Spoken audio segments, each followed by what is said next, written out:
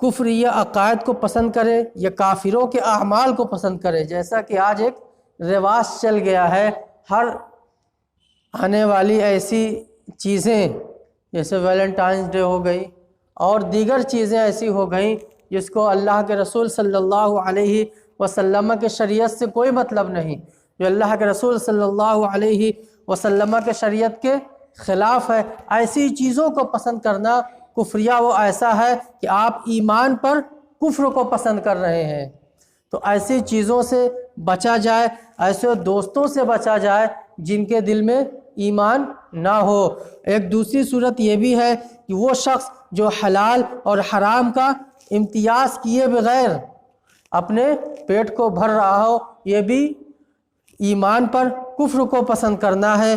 اور یوں ہی اپنی تہذیب چھوڑ کر، ہماری جو تہذیب تھی، ہمارا جو لباس تھا، ہمارا جو وقار تھا، ان تمام چیزوں کو چھوڑ کر اہل یہود اور اہل نصارہ کے طرز و طریقے پر ہم اپنی زندگی کا گزر بسر کر رہے ہیں، اپنے گھر کا ماحول ایسا بنا رہے ہیں۔ یہ بھی ایک ایسی صورت ہے کہ جس پر ایمان پر کفر کو پسند کرنا ہوا۔ ہمارے گھر کے تمام وہ کام جو اللہ کے رسول صلی اللہ علیہ وسلم کے شریعت کے مطابق ہونے تھے، ہم نے اس کو ترک کر دیا۔ آج ہمارے معاملات، ہمارے رسومات جو ہمارے شادیوں میں آج اتنے خرافات بڑھ گئے، وہ خرافات ہمارے اللہ کے رسول صلی اللہ علیہ وسلم کے نکاح میں یا ان کے زمانے میں جو عقد ہوا کرتے تھے اس میں اتنے خرافات، اتنے جراثیم وغیرہ نہیں تھے۔ طرح طرح کی محفلیں، طرح طرح کی مجلسیں ہونے لگی، کون کون سی مجلسیں، کون کون سی محفلیں ہونے لگی جس کو کوئی غرض ہی نہیں تھی اسلام سے، نہ اس کی کوئی ضرورت تھی۔ تو ایسی چیز کو بھی کرنا جو یہود اور نصارہ کے طریقے پر ہے، یا ایسی چیز اس کے حلال اور حرام کی تمیز کیے بغیر کھا لینا، یہ بھی اللہ تعالیٰ فرماتا ہے ایمان پر کفر کو پسند کرنا ہے۔ یہ بعض صورتیں ہیں، کفار کے ساتھ اٹھنا بیٹھنا، یہ بھی ایک رہنا سہنا پسند کرتا ہو، حلال و حرام کا امتیاز کیے بغیر کفار کی طرح کھاتا پیتا ہو، جس طرح اللہ کے رسول صلی اللہ علیہ وسلم کا طریقہ تھا کھانے کا اور پینے کا، اسی طرح طریقے پر نہ کھانا بلکہ اس کے عوض کھانا۔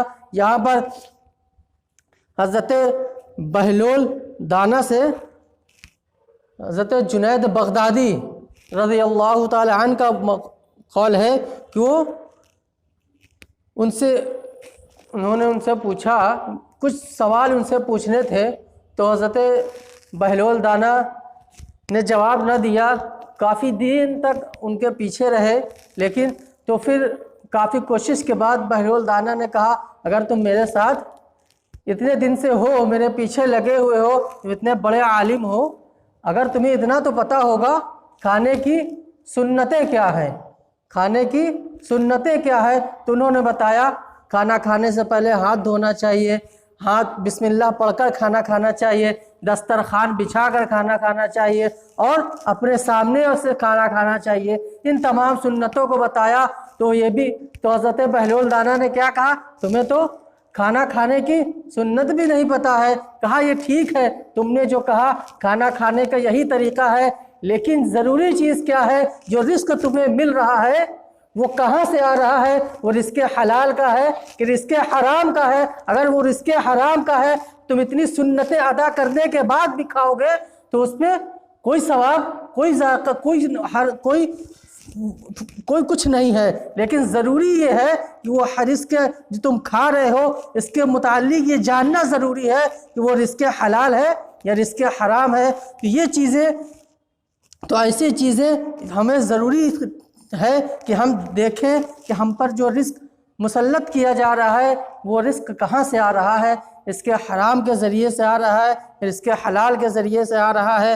تو یہ چند ایسی صورتیں ہیں، آج ہم اپنی زندگی کا مطالبہ کریں کہ ہماری معائنہ کریں کہ ہماری زندگی کے ایسے صبح سے لے کر شام تک کے اعمال، ہمارے گھر میں ہونے والے وہ سارے واقعات، سارے کام جو ہونا چاہیے اسلام اور شریعت کے مطابق، کیا وہ کام ایسے ہو رہے ہیں، کیا وہ کام اس طرح تو نہیں ہو رہے ہیں کہ ہم ایمان پر کفر کو پسند کر رہے ہوں اور ہمیں خبر بھی نہ ہو رہی ہو، ہمارے کھانا کھانے کے گھر میں طریقے کیا ہے، ہمارے بچوں کا بولنے کا طریقہ کیا ہے، انہیں کو ہم کس تعلیم سے آراستہ کر رہے ہیں۔ علم حاصل کرنا ضروری ہے، لیکن اللہ کے رسول صلی اللہ علیہ وسلم کی شریعت کا علم بھی حاصل کرنا بے حد ضروری ہے۔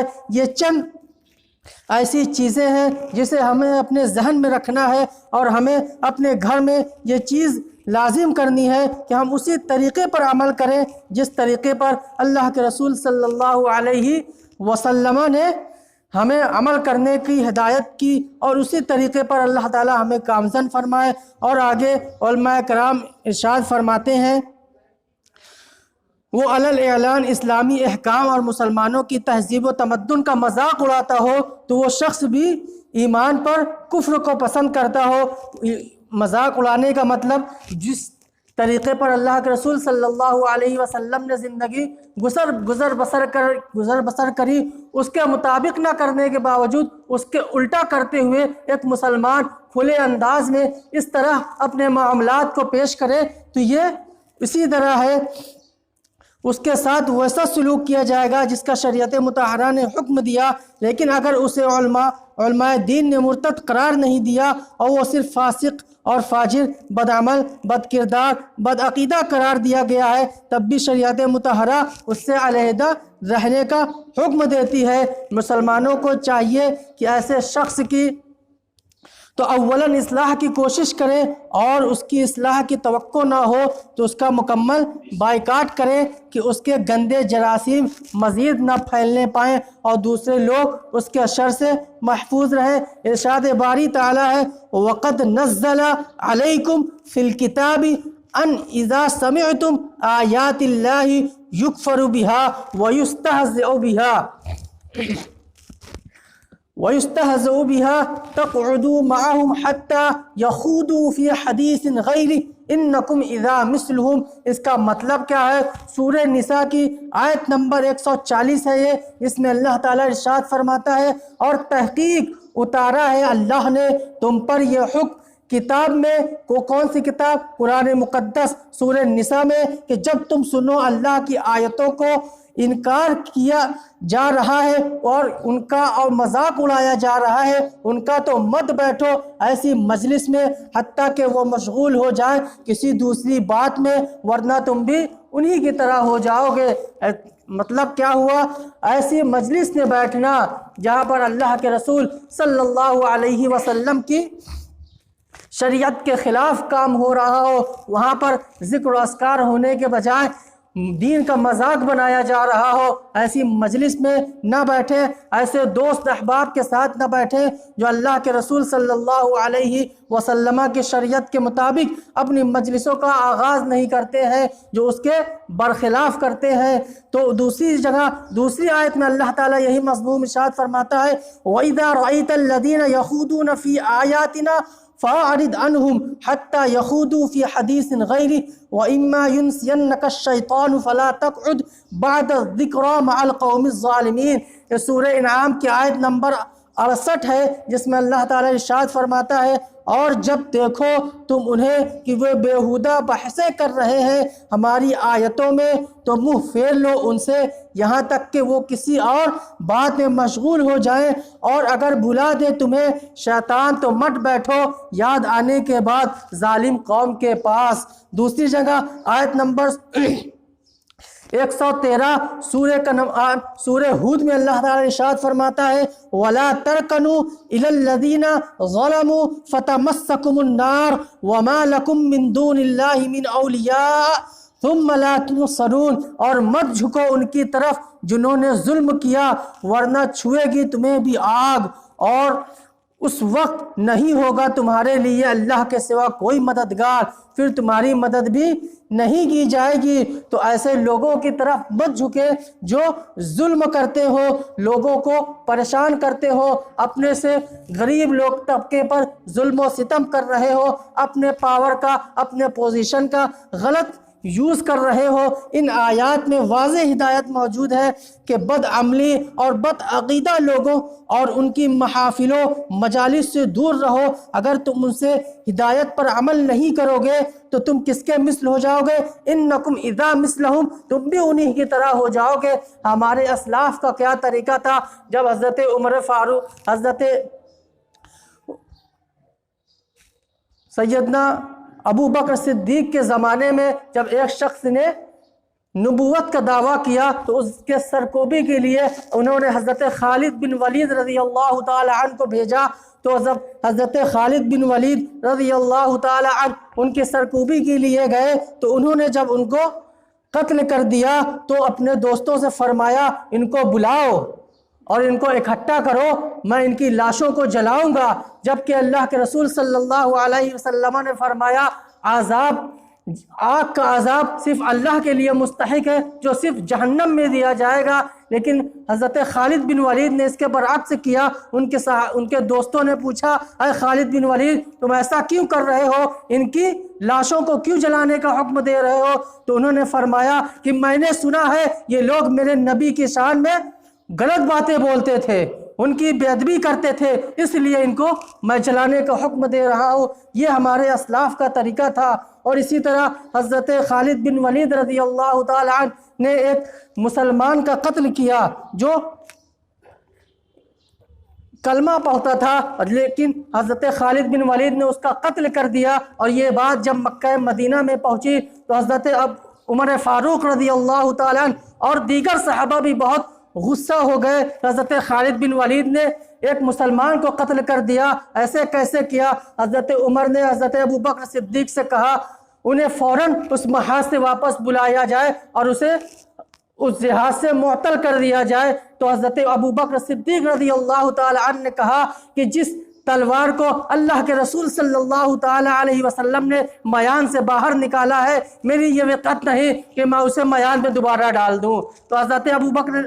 تو حضرت عمر نے بار بار اصرار کیا، اس طرح یہ شدید غصہ تھا۔ تو حضرت ابو بکر نے دیکھا کہ حضرت عمر رضی اللہ تعالی عنہ مان نہیں رہے ہیں، تو انہوں نے کہا ٹھیک ہے میں حضرت خالد بن ولید کو معذور تو نہیں کرتا لیکن اس جنگ سے واپس بلا لیتا ہوں اور پوچھتا ہوں کہ انہوں نے ایسا کیوں کیا۔ جب حضرت خالد بن ولید واپس آئے تو دروازے پر حضرت عمر کھڑے ہوئے تھے اور حضرت ابو بکر صدیق نماز پڑھ رہے تھے۔ تو غصے کا یہ عالم تھا۔ حضرت خالد بن ولید جب آئے تو دروازے ہی پر حضرت عمر نے ان کی پگڑی کو اٹھایا اور سروں سے کھینچ لیا، تو وہ بھی اللہ کے رسول صلی اللہ علیہ وسلم کے درس سے یافتہ تھے۔ انہوں نے حضرت خالد بن ولید نے کچھ نہیں کیا اور حضرت ابو بکر کے پاس تشریف لے گئے۔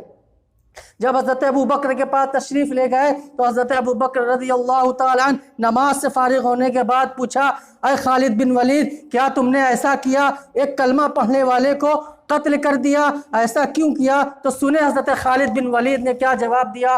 حضرت خالد بن ولید نے کہا صحیح کہا، میں نے ایک کلمہ پڑھنے والے کو قتل کیا۔ اس کا ریزن کیا تھا؟ سماعت فرمائے۔ حضرت خالد بن ولید نے فرمایا کہ جب میں نے اس شخص سے پوچھا کہ تم نے زکوٰۃ دینے سے کیوں منع فرما دیا، تو اس شخص نے کہا اللہ کے رسول تمہارے اللہ کے رسول جو تمہارے نبی، اس نے یہ نہیں کہا میرے نبی، اس نے کہا تمہارے نبی اس دنیا سے جب رخصت ہو گئے تو یہ ان کے ظاہری حیات میں یہ حکم تھا، بعد وصال کا یہ حکم نہیں ہے، اتنا سننا تھا۔ تو حضرت ابو بکر نے کہا تم نے صحیح کیا، اس کا قتل کر دیا، اس بات پر غور کریں۔ اس نے یہ نہیں کہا کہ یہ میرے نبی تھے، اس نے کہا تمہارے نبی کا حکم تھا۔ تو اس نے صرف اس حضرت خالد بن ولید نے انہیں صرف اس لیے قتل کیا کہ انہوں نے جس لفظ کا استعمال کیا اس میں انا نہیں دوسرے لفظ کا استعمال کیا۔ انا کا مطلب ہوتا ہے ہمارے نبی، میرے نبی، تو انا کا لفظ نہ کرنے کی بجائے انہوں نے ایسا لفظ اختیار کیا جس سے یہ پتہ چلا یہ منافق شخص ہے۔ اس نے کہا تمہارے نبی، تو صحابہ کا تو یہ عمل تھا جو یہ کہے یہ ہمارے نبی نہیں، تمہارے نبی تھے تو ایسے شخص بھی قتل کر دیا کرتے تھے، تو آج ہمارے خاندان میں ایسے لوگ موجود ہیں، ایسے شخص موجود ہیں جو صاف طور پر کھلے طور پر اللہ کے رسول صلی اللہ علیہ وسلم کی شان میں گستاخیاں کرتے نظر آ رہے ہیں۔ کوئی کہتا ہے معاذ اللہ یہ ہمارے بڑے بھائی کے جیسے ہیں، کوئی کہتا ہے یہ ہماری کوئی مدد نہیں کر سکتے ہیں، کوئی کہتا ہے یہ معاذ اللہ مر کر مٹی میں مل گئے۔ تو ایسے شخص کے متعلق ان کا کیا حکم ہوتا، کیا حال ہوتا، جنہوں سے صرف اتنا برداشت نہ کیا کہ انہوں نے کہہ دیا یہ تمہارے نبی تھے، اس بات پر قتل کر دیا۔ اور حضرت اس وقت کے خلیفہ حضرت ابو بکر صدیق نے کہا تم نے صحیح کام کیا، اس بات پر تمہیں کوئی سزا نہیں، کوئی جزا نہیں۔ تو یہ ہمارے اسلاف کا طریقہ تھا، یہی طریقہ ہمیں بھی اپنانا ہے، یہی عشق ہمیں بھی اپنے اندر پیدا کرنا ہے، اپنے آنے والی نسلوں میں پیدا کرنا ہے۔ اس کے لیے ہمیں یہ گھٹی اپنے بچوں میں، اپنی نسلوں میں پلانی پڑے گی، تب جا کے ایسا عشق ہمارے اندر پیدا ہوگا۔ اللہ تعالی ہمیں کہنے سے زیادہ عمل کرنے کی توفیق مرحمت فرمائے، اور سب سے پہلے مجھے اس پر عمل کرنے کی توفیق مرحمت فرمائے۔ باقی کے بعد انشاءاللہ اگلے نشست میں ہوگی۔ وآخر الدعوانا الحمدللہ رب العالمین۔